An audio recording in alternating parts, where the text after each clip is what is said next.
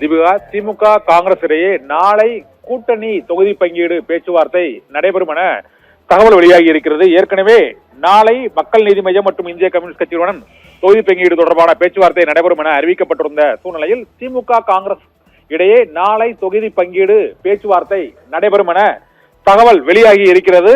திமுக காங்கிரஸ் இடையேயான சர்ச்சைக்கு முற்றுப்புள்ளி வைக்கக்கூடிய வகையில், கூட்டணி சர்ச்சைக்கு முற்றுப்புள்ளி வைக்கக்கூடிய வகையில் நாளை நடைபெறும் இந்த பேச்சுவார்த்தையில் சுமூக உடன்பாடு, அதை தொடர்ந்து நடைபெறும் பேச்சுவார்த்தைகளில் ஏற்படும் என எதிர்பார்க்கப்படுகிறது.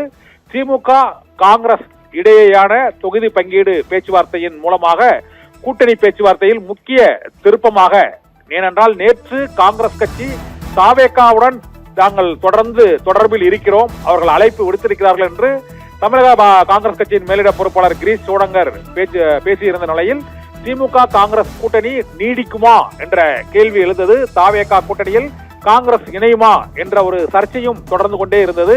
இந்த சூழ்நிலையில் தாவேகாவின் கூட்டணி முயற்சிக்கு முற்றுப்புள்ளி வைக்கக்கூடிய வகையிலும் திமுக காங்கிரஸ் கூட்டணிக்கான சர்ச்சைக்கும் ஒரு முற்றுப்புள்ளி வைக்கக்கூடிய வகையில் நாளை திமுக காங்கிரஸ் இடையே தொகுதி பங்கீடு பேச்சுவார்த்தை நடைபெறும் என தகவல் வெளியாகி இருக்கிறது. 2021 சட்டமன்ற தேர்தலில் 25 தொகுதிகளில் போட்டியிட்ட காங்கிரஸ் 18 தொகுதிகளில் வெற்றி பெற்றது. இந்த முறை கூடுதலாக தொகுதிகளை ஒதுக்கீடு செய்ய வேண்டும், ராஜ்யசபா இடம் அளிக்க வேண்டும், உள்ளாட்சி தேர்தலில் பிரதிநிதித்துவம் அளிக்க வேண்டும் என பல்வேறு நிபந்தனைகளை விதித்து வந்தனர்.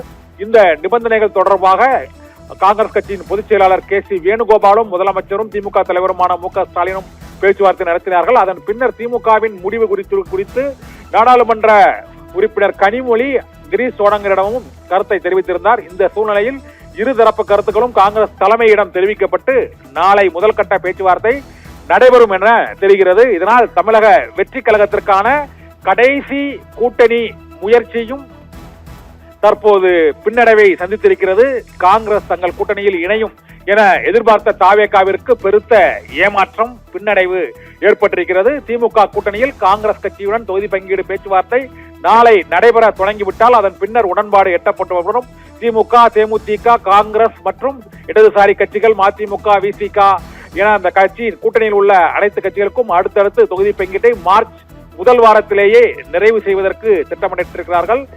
நாளை தொகுதி பங்கீடு பேச்சுவார்த்தையில் சுமூக உடன்பாடு தொடர்ந்து ஏற்படும் பட்சத்தில் இங்கு மார்ச் 5ஆம் தேதி காஞ்சிபுரம் கரசங்காலில் ராகுல் காந்தி பங்கேற்கும் நிகழ்ச்சியில் முதலமைச்சரும் திமுக தலைவரும் பங்கேற்பதற்கான வாய்ப்புகள் இருப்பதாகவும் தகவல்கள் தெரிவிக்கின்றன. தீபிகா,